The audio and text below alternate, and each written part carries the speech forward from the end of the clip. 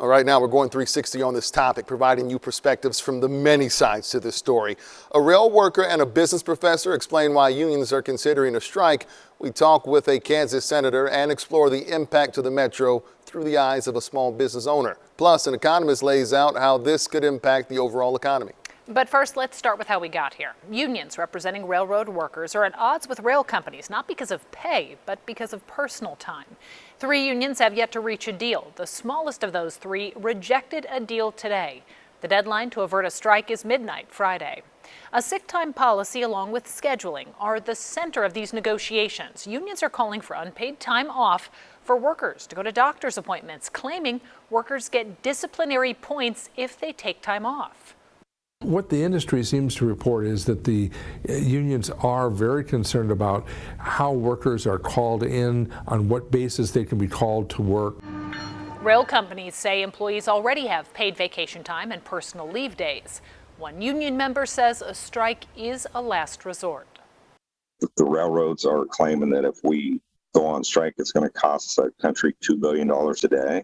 That should tell the importance of what we do.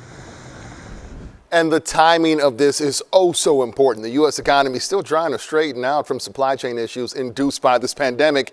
And we're just more than 100 days until Christmas, meaning the holiday shopping and shipping season fast approaching.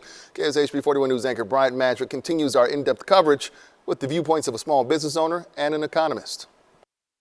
If you run a business during this pandemic, how do you describe normal? Normal is such an interesting word, and I don't know if we continue to define a new normal. If there was a definition, Jeff Huff would probably come up with the word pivot. He co-owns RE, a furniture store near the Crossroads. The first pivot was around supply chain issues last year, but the impact still lingers. About a week ago, we got some furniture that we had almost forgot that we had ordered about a year and a half ago, and it had shown up. Now the latest pivot is around a potential rail strike. Sometimes it's, one step forward, 2 steps back. A lot of this furniture is moved by train.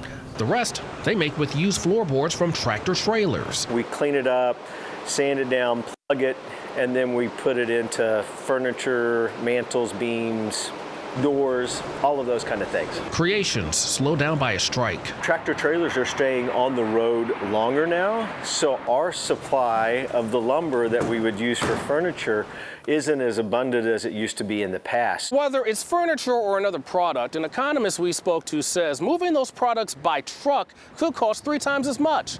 Now, rail is an option, but if there's a strike, that option is gone, and that could mean you paying a lot more for whatever that product may be. If you think about that box of cereal on the shelf, right? $5 box of cereal, 50 cents of that cost is due to transportation. That 50 cents is now $1.50. So that $5 box of cereal just became $6 a box. UMKC economist Larry Wigger says the real pain is felt if a strike drags on weeks or months. For Huff, it's just part of a new reality where the only constant is the need to pivot. Even with some of the best laid plans, sometimes you've got to make adjustments along the way. In Kansas City, I'm Bryant Madrick, KSHP 41 News. And keep in mind, the impact would be particularly noticeable in Kansas, which sees a lot of rail traffic. In fact, when states are ranked by rail miles, Kansas is the 6th highest behind California and Pennsylvania. Kansas Senator Jerry Moran notes the burden could be significant on our farmers. Remember, Kansas is among the top wheat-producing states, and the impact would be on both exports and imports. In parts of Kansas facing severe drought, feed yards, places that we feed cattle, are shipping grain in from other areas of the country to feed their livestock. Rail service is critical to making sure these producers are able to get the feed they need and to keep their livestock fed and healthy.